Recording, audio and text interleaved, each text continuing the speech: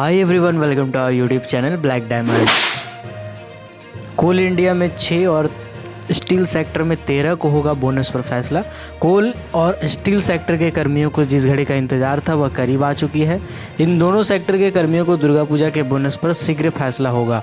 कोल India के कर्मियों पर फैसले के लिए 6 अक्टूबर की तिथि तय की गई है। वहीं स्टील सेक्टर के कामगारों के लिए बोनस पर फैसले के लिए 13 अक्टूबर को बैठक होगी।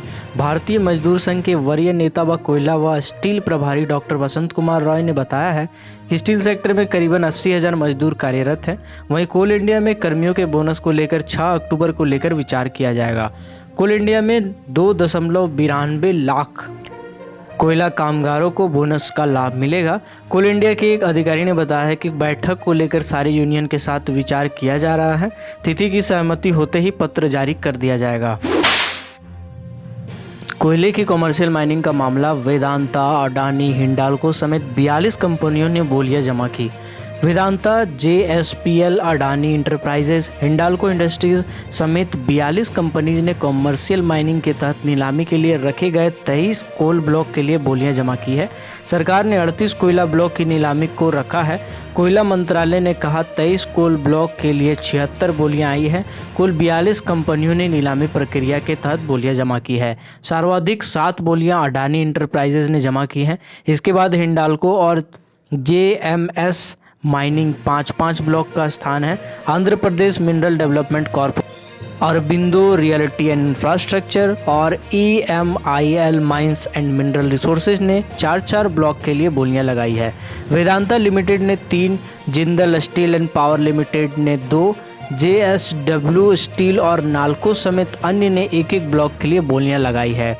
बोली का मूल्यांकन एक तकनीकी मूल्यांकन समिति करेगी और 19 अक्टूबर 2020 से MSTC पोर्टल पर होने वाले इलेक्ट्रॉनिक नीलामी में भाग लेने के लिए तकनीकी रूप से योग्य बोलीदाताओं को छांटा जाएगा। नीलामी प्रक्रिया के तहत ऑनलाइन और ऑफलाइन प्राप्त तकनीकी बोलियां बुधवार को बोलीदाताओं को मौजूदगी में खोली जाएगी। सितंबर में कोल इंडिया का उत्पादन 32% बढ़ा। सितंबर माह में कंपनी के उत्पादन और बिक्री में करीबन 6 साल के बाद इतनी तेजी दर्ज की।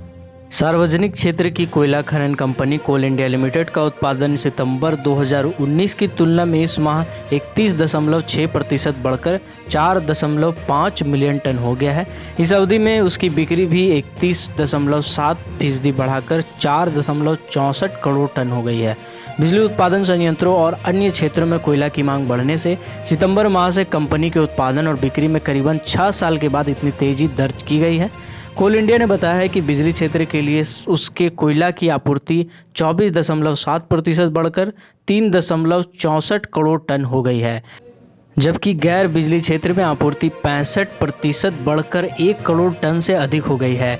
देश में 80% से अधिक कोयले का उत्पादन करने वाली यह कंपनी वर्ष 2023-2024 तक अपना उत्पादन बढ़ाकर 1 अरब टन करना चाहती है और इसके लिए उसने कई कदम उठाए हैं। कंपनी के जारी आंकड़ों के मुताबिक गत साल सितंबर की तुलना में इस साल सितंबर में कोल इंडिया की सहायक कंपनी महानदी कोलफील्ड लिमिटेड का उत्पादन 62.8 लाख टन से बढ़कर 68.5% हो गया है। इस दौरान सेंट्रल कोलफील्ड लिमिटेड का उत्पादन 32.8 लाख टन से 47.4% बढ़कर 48.3 lakh tonne, western Coalfield Limited का उत्पादन 17.5 लाख टन से 43.7% बढ़कर 25.1 lakh tonne, northern Coalfield Limited का उत्पादन 76.7 लाख टन से 20.27% बढ़कर 92.6 लाख टन हो गया है। साउथ ईस्टर्न कोलफील्ड का उत्पादन 72.4 लाख टन से 17.4% बढ़कर 85 lakh tonne, Bharat Coking Coal Limited का उत्पादन 17.4 लाख टन से 15.6% बढ़कर 20.1 लाख टन और ईस्टर्न कोलफील्ड लिमिटेड का उत्पादन 28.1 लाख टन से 0.6% बढ़कर 28.2 लाख टन हो गया है। सितंबर माह में महानदी कोलफील्ड लिमिटेड की बिक्री में सर्वाधिक 67.75% और साउथ ईस्टर्न कोलफील्ड लिमिटेड की बिक्री में 61.69% की तेजी दर्ज की गई है। इन तेजी दर्ज करने के बाद कोल इंडिया लिमिटेड के वर्कर्स का और ट्रेड यूनियन का ये मानना है ये अनुमान है कि इस साल जो बोनस दुर्गा पूजा में दिया जाएगा वो 70 या 80 के आसपास होगा। कोल माइनिंग और मेटल माइनिंग से जुड़ी हर छोटी बड़ी खबरों से अपडेट रहने के लिए हमारे चैनल को सब्सक्राइब करें, बेल आइकन को प्रेस करें ताकि आने वाली वीडियो की सारी नोटिफिकेशन आपको मिलती रहे। Keep watching, keep supporting, till then जय हिंद।